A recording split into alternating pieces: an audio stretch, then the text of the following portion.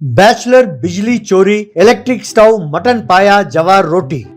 चंपापेट नाम के एक गांव में एक कंजूस रहता था। उसका नाम था नंदू। वो एक कंपनी में अकाउंटेंट का काम करता था।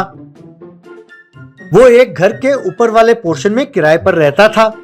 वो इतना कंजूस था कि दफ्तर जाने के लिए और बाहर घूमने के लिए उसके पास केवल एक ही पैंट शर्ट थे और घर पर वो अखबार लपेटकर घूमता रहता था। इतना ही नहीं, गैस के चूल्हे के लिए पैसे खर्च ना हो ये सोचकर वो सड़क के किनारे पड़े तिनके और लकड़ी के टुकड़े चुनकर लाता और उसी लकड़ी के चूल्हे में खाना पकाता था। उस चूल्हे से निकले धुआं सारा घर भर जाता था और खिड़की से धुआं ही धुआं निकलता था। ये देखकर घर के मालिक को बहुत गुस्सा आता था। महीने के आखिर में रोते रोते किराया देता था। ये लीजिए इस महीने का किराया। मैं बीच में 4 दिन गांव गया था। क्या आप उन 4 दिनों के पैसे कम कर देंगे किराए के?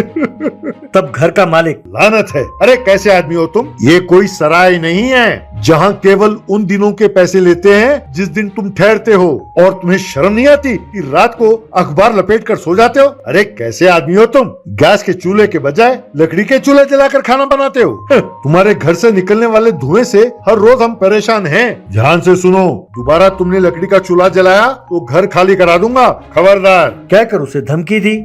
उसके दफ्तर में मैनेजर, क्यों भाई नंदू, तुम एतवार को भी काम करना चाहते हो? उसके लिए तुम्हें और पैसे चाहिए? तुम्हें शर्म नहीं आती है सब कहते हुए? अरे कम से कम एक दिन तो आराम कर लो। तुम्हारी कंजूसी कब छूटेगी?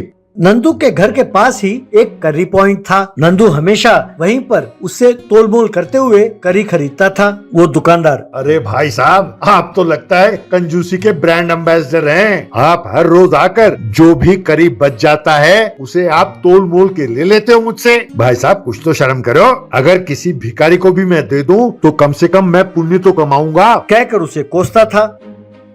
एक दिन नंदू बैल्कनी पर खड़ा था कि तभी उसने देखा कि खंबे से बिजली का तार उसके घर के ओर लटक रहे थे। तभी उसके दिमाग की बत्ती जली। घर के मालिक ने लकड़ी का चूल्हा जलाने से मना कर दिया है और वो करी पॉइंट वाला मुझे करी देने से मना करता है। अगर मैंने इस तार से बिजली चुराया तो इन सारी समस्याओं का हल मिलेगा। इतना ही नहीं, दफ्तर के काम के बाद मैं भी घर के बाहर करी पॉइंट लगाऊंगा और करीज बनाकर बेचूंगा तो खूब पैसे कमाऊंगा। यूँ सोचकर उसने बिजली के खंबे के तार से अपने घर के तार जोड़े और इस तरह वो बिजली चुराने लगा। फिर घर पर एक इलेक्ट्रिक स्टोव ले आया और उसमें खाना पकाने लगा।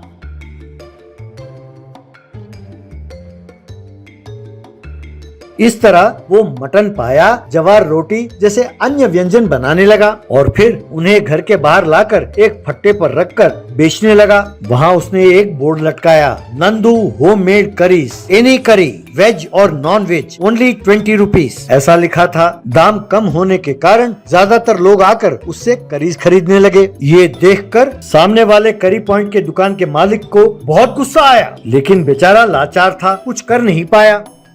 यहाँ नंदू सड़ी हुई सब्जियां, सड़े गले और बेकार के मटन और चिकन, बेकार के कीड़े लगे दाल चावल और आटा खरीदकर घर पे मुफ्त के बिजली वाले इलेक्ट्रिक स्टोव में खाना पकाकर बेचने लगा। एक दिन नंदू बैल्कनी में खड़ा होकर बिजली के तार को चेक कर रहा था। तभी सामने वाले करी पॉइंट के मालिक की नजर नंदू पर पड़ी। उसको शक हुआ तो वो चुपचाप नंदू के घर के पास आया और खिड़की से झांककर अंदर क्या हो रहा है ये देखने लगा। अंदर उसने देखा कि नंदू इलेक्ट्रिक स्टोव पर खाना पका रहा था। यूं उसे बिजली के चोरी के बारे में सब पता चल गया।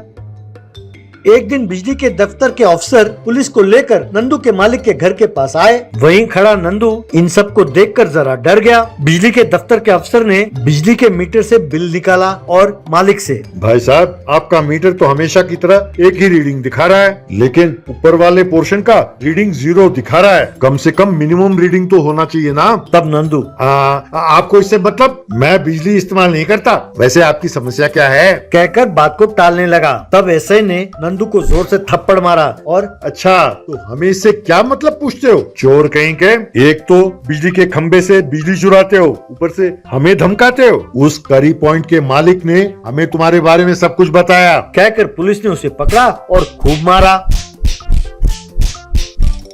तब नंदू साहब मुझे छोड़ दीजिए, मैं दोबारा ऐसी गलती नहीं करूंगा। तब बिजली के दफ्तर के अफसर, अरे भैया ये सब नाटक छोड़ो, तुम्हें सिर्फ 5 लाख रुपए का जुर्माना भरना होगा। अब या तो 5 लाख रुपए भरो या फिर जेल जाने के लिए तैयार हो जाओ। अब सोच लो। तब घर का मालिक, क्यों कंजूस, अब दिमाग ठिकाने आया है? तुम्हारे कंजूसी के कारण 1 साल की तनख्वाह तुम्हारी गई है। बस नंदू गश खाकर जमीन पर गिर गया।